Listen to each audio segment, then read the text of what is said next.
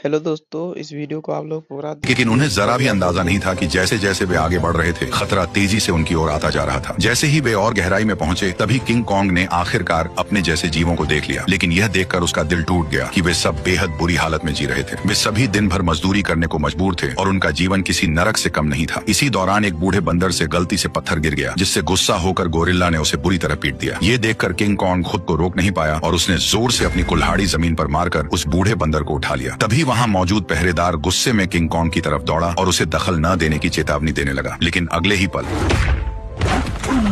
King Kong की हिम्मत ने बाकी बंदरों में उम्मीद जगा दी। लेकिन उसी वक्त भागा हुआ गंजा ये सब देख रहा था। उसने तुरंत जाकर यहाँ के राजा स्कार किंग को सब कुछ बता दिया। गोरिल्ला की बातें सुनते ही स्कार किंग का गुस्सा फूट पड़ा। जैसे ही वो अपने सिंहासन से उठा, रास्ते में आने वाले सभी बंदर उसके सामने झुकते चले गए। लेकिन किंग कॉन्ग बिना डरे वहीं खड़ा रहा। स्कार किंग ने ध्यान से उसे देखा और कॉन्ग के मुंह में लगे स्टील के दांत को देखकर वो हंस पड़ा। लेकिन अगले ही पल उसने अपना गुस्सा निकालने के लिए एक बंदर को लात मारकर धधकते लावा में फेंक दिया। ये देखकर किंग कॉन्ग का गुस्सा अपने चरम पर पहुंच गया। अपनी ताकत दिखाने के लिए स्कार किंग ने अपने कंधे से हथियार निकाला और किंग कॉन्ग को सबक सिखाने के लिए खुद को तैयार कर लिया। किंग कॉन्ग ने भी तुरंत अपनी कुल्हाड़ी उठा ली और दोनों के बीच भयंकर लड़ाई शुरू हो गई। लंबे हथियार का फायदा उठाते हुए उसने अचानक हमला कर दिया और किंग कॉन्ग एक पल के लिए भी संभल नहीं पाया। स्कार किंग ने हथियार पर लगे क्रिस्टल की मदद से कॉन्ग पर कई सारे वार कर दिए। गुस्से में आकर कॉन्ग उस पर टूट पड़ा। ताकत के मामले में वह किंग कॉन्ग के सामने टिक नहीं सकता था, इसलिए वो कॉन्ग से दूरी बनाकर लगातार वार करने लगा और किंग कॉन्ग धीरे धीरे पीछे हटने पर मजबूर हो गया। इसी बीच किंग कॉन्ग की कुल्हाड़ी भी उसके हाथ से छूटकर जमीन पर गिर गई। मौका पाकर उसने अपने हथियार से किंग कॉन्ग का गला जकड़ लिया और उसे काबू में करने की कोशिश करने लगा। स्कार किंग को लगा कि अब उसने लड़ाई जीत ली है, लेकिन किंग कॉन्ग ने पूरी ताकत लगाकर उसे उठाया और जोर से जमीन पर पटक दिया।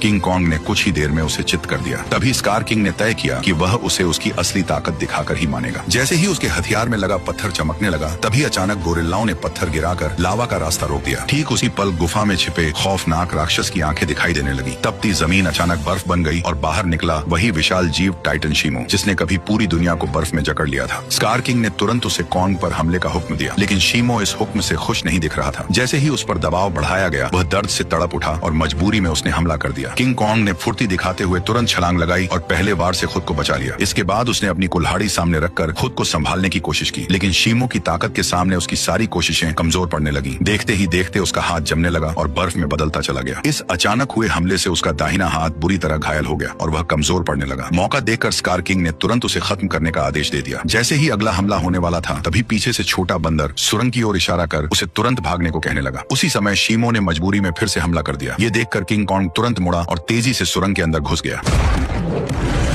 लेकिन अभी भी उसके पीछे सैकड़ों खतरनाक बंदर लगे हुए थे। अच्छी बात यह थी कि सालों से यहाँ रहने के कारण कोंग ने जंगल में कई जाल बिछा रखे थे, लेकिन उन बंदरों की गिनती इतनी ज्यादा थी कि घायल कोंग को उन्होंने जल्दी ही एक बंद रास्ते में घेर लिया। अब उसके पास सिर्फ यही आखिरी जाल बचा था जिस पर वह भरोसा कर सकता था। लेकिन जो बंदर रास्ते भर जाल में फंसते आए थे, इस बार अचानक सतर्क हो गए। उन्होंने तुरंत जमीन पर पड़ी उस बेल को देख लिया जो जाल को एक्टिव करने के लिए थी। जब कोंग ने देखा कि उसका प्लान फेल हो चुका है, तब उसे लगा कि अब उसका अंत करीब है। ठीक उसी पल पहाड़ी के ऊपर लगा जाल अचानक एक्टिव हो गया और सैकड़ों टन भारी पत्थर सीधे उन पर गिर पड़े, जिससे वहां मौजूद सारे बंदर उन पत्थरों के नीचे दब गए। तभी कोंग ने देखा कि जाल को एक्टिव करने वाला कोई और नहीं बल्कि वही बंदर था। अब कोंग बुरी तरह घायल था और लड़ने की हालत में नहीं था, इसलिए वह छोटे बंदर के सहारे इंसानों के पास लौटने लगा। लेकिन उसे अंदाजा नहीं था कि अभी भी एक बंदर जिंदा बच गया है। उधर कोंग के साथ आए वैज्ञानिकों ने देखा कि उनका बेस पूरी तरह तबाह हो चुका है। तभी उनकी नजर चट्टान के ऊपर बने एक विशाल हाथ के निशान पर पड़ी, जिससे उन्होंने अंदाजा लगाया कि इस दुनिया में कोंग जैसे और भी विशाल जीव मौजूद हैं। जल्द ही वे जंगल की गहराई में पहुंच गए, जहां उन्हें एक छुपा हुआ यंत्र दिखाई दिया। जैसे ही लड़की ने उसे दबाया, उसी पल कई जगहों से पानी बहकर नीचे आने लगा। वह पानी मिलकर एक तेज धारा बन गई और जंगल के अंदर की ओर बहने लगी। वैज्ञानिक उसका पीछा करते करते एक रहस्यमयी जादुई दीवार के सामने पहुंच गए, जिसने जंगल के अंदर एक अदृश्य जगह को छुपा रखा था। जैसे ही उन्होंने उस दीवार को छुआ, तभी उसमें नीली चमक दौड़ पड़ी। ये देखकर उन्होंने तुरंत दीवार के अंदर एक छेद कर दिया और तभी उनके सामने एक ऐसा नजारा आया जिसे देखकर उनकी आंखें खुली की खुली रह गईं। दीवार के पीछे एक ऐसी सुंदर और रहस्यमयी दुनिया मौजूद थी जिसे आज तक न किसी ने देखा था और न ही उसके बारे में सुना था। जैसे ही वैज्ञानिकों ने इस दुनिया में कदम रखा, तभी अचानक उन्हें उस दुनिया के जनजातीय लोगों ने घेर लिया। ये लोग इंसानों जैसे दिखते जैसे थे, लेकिन उनकी वेशभूषा किसी नॉर्मल इंसान से बिल्कुल अलग थी। वे लोग वैज्ञानिकों को नुकसान पहुंचाए बिना सीधे अपने कबीले के पास ले गए। वहां पहुंचकर उन्हें पता चला कि यह लोग हजारों सालों से धरती के नीचे रह रहे हैं और उस पोर्टल की रक्षा कर रहे हैं जो ऊपर की दुनिया से सीधे जुड़ा हुआ है। स्कार किंग सालों से इसी जगह की खोज में लगा था ताकि वो इस पोर्टल की मदद से इंसानी दुनिया पर कब्जा कर सके। ठीक उसी समय इंसानों की गंध को सूंघते हुए किंग कॉन्ग वैज्ञानिकों तक पहुंच गया, लेकिन अदृश्य दीवार की वजह से वो भीतर की दुनिया को देख नहीं सका। इसलिए कबीले के लोगों ने उस जादुई दीवार में एक दरार बना दी, जिससे कॉन्ग आसानी से अंदर घुस गया और सीधे इंसानों के बीच पहुंच गया। लेकिन उन्हें नहीं पता था कि यह सब पीछा कर रहे बंदर ने देख लिया था। जैसे ही किंग कॉन्ग इंसानों के सामने पहुंचा, तभी वह कमजोर पड़ गया और सीधे जमीन पर गिर पड़ा। वैज्ञानिकों ने देखा कि कॉन्ग का हाथ बुरी तरह घायल है और अब वो कुछ भी करने की हालत में नहीं है। ये देखकर डॉक्टर ने तुरंत फैसला किया कि कॉन्ग के हाथ को पूरी तरह बदलना पड़ेगा। उसे तुरंत मैकेनिक आर्म का आइडिया आया। ये वही सुपर मैकेनिकल आर्म था जिसे इंसानों ने पहले कॉन्ग को और ताकतवर बनाने के लिए डिजाइन किया था। अच्छी बात यह थी कि यह गैजेट अभी भी तबाह हो चुके बेस के नीचे बने अंडरग्राउंड मैकेनिकल स्टोर में सुरक्षित रखा हुआ था। जल्द ही डॉक्टर उसे वहां से निकाल लाया और उसे सीधे कॉन्ग के शरीर के ऊपर लाकर छोड़ दिया, और तभी वह मशीन खुद ब खुद कॉन्ग के जख्मी हिस्से को पहचान कर जुड़ने लगी। जैसे ही उस हाथ के अंदर की खास दवा कॉन्ग के शरीर में पहुंची तो बेहोश कॉन्ग को जैसे नई ताकत महसूस होने लगी। उसके चेहरे की खुशी साफ बता रही थी कि वह इस नए हथियार से काफी खुश था। लेकिन तभी अचानक छोटा बंदर जंगल के अंदर से भागता हुआ वहां आ पहुंचा। उसने कॉन्ग को बताया कि स्कार किंग पोर्टल की जगह का पता लगा चुका है और वह शीमो के साथ मिलकर कबीले पर हमला करने वाला है। अकेला कॉन्ग स्कार किंग और शीमो का सामना नहीं कर सकता था, इसलिए उसके पास सिर्फ एक ही रास्ता बचा था, इंसानों की दुनिया में जाकर कई सालों से सो रहे गॉडजिला को जगा देना। लेकिन उसे बिल्कुल अंदाजा नहीं था कि जिसे वह अपनी मदद के लिए बुलाने जा रहा है वही गॉडजिला उसके लिए सबसे बड़ा खतरा साबित होने वाला है। अचानक पिरामिड के आसपास की जमीन तेजी से हिलने लगी और नीचे से एक मैकेनिकल हाथ बाहर निकल आया। यही वह जगह थी जो धरती तक पहुंचने का पोर्टल खोलती थी। जल्द ही कॉन्ग पोर्टल से बाहर निकल आया। कॉन्ग की आहट महसूस होते ही गॉडजिला अचानक नींद से जाग गया और बिना एक पल गवाए सीधे उसकी तरफ बढ़ने लगा। जैसे ही वो कॉन्ग के सामने पहुंचा तब गॉडजिला को लगा कि कॉन्ग उसे चुनौती देने आया है, इसलिए वो बिना एक पल गवाए पूरी रफ्तार से उस पर टूट पड़ा। उसकी आंखों में भरा गुस्सा साफ बता रहा था कि वह कॉन्ग को जिंदा छोड़ने वाला नहीं है। तेजी से अपनी ओर बढ़ते गॉडजिला को देखकर कॉन्ग ने हाथ उठाकर उसे समझाने की कोशिश की, पर गॉडजिला अब किसी भी बात को सुनने वाला नहीं था। उसने सीधे टक्कर मारकर कॉन्ग को सैकड़ों मीटर दूर फेंक दिया।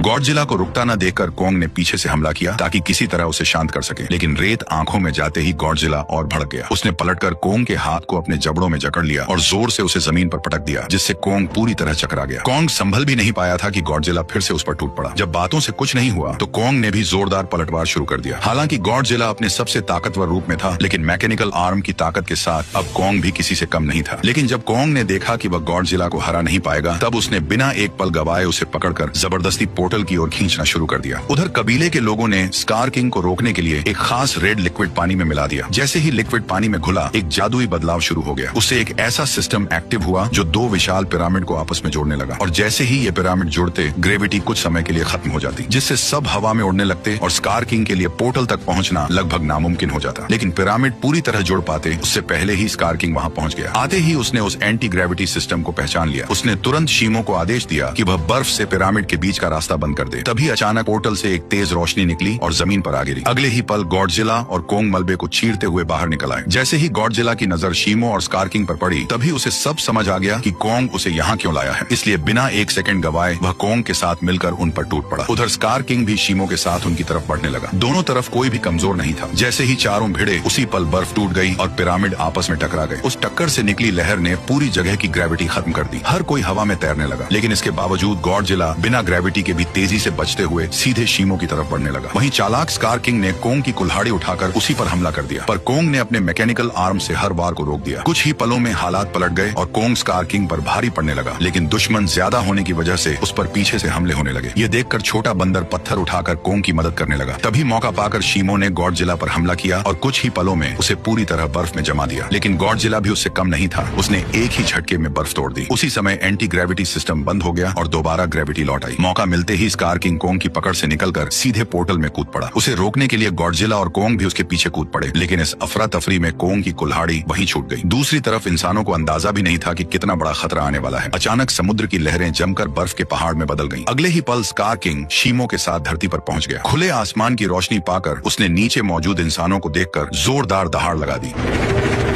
अब उसे लगा कि पूरी दुनिया पर राज करने का समय आ गया है। उसने शीमो को आदेश दिया कि वह आसमान को जमा दे। शीमो ऐसा नहीं करना चाहता था, फिर भी मजबूरी में उसने हर तरफ बर्फ बरसानी शुरू कर दी। देखते ही देखते इमारतें भी इस तबाही में जमकर टूटने लगी। जब स्कार किंग को लगा कि अब उसे कोई नहीं रोक सकता, तभी कोंग ने एक जोरदार मुक्का मारकर उसका 3 टन का दांत जमीन पर गिरा दिया। गुस्से में स्कार किंग ने कोंग पर हमला करने का आदेश दिया, लेकिन उसी समय गॉडजिला वहां पहुंच गया और उसने शीमो को रोक लिया। अब बिना शीमो की मदद के स्कार किंग ज्यादा देर टिक नहीं सकता था, इसलिए उसने एक विशाल इमारत उठाकर कोंग की तरफ फेंक दी, लेकिन उससे कोंग को कोई खास नुकसान नहीं हुआ।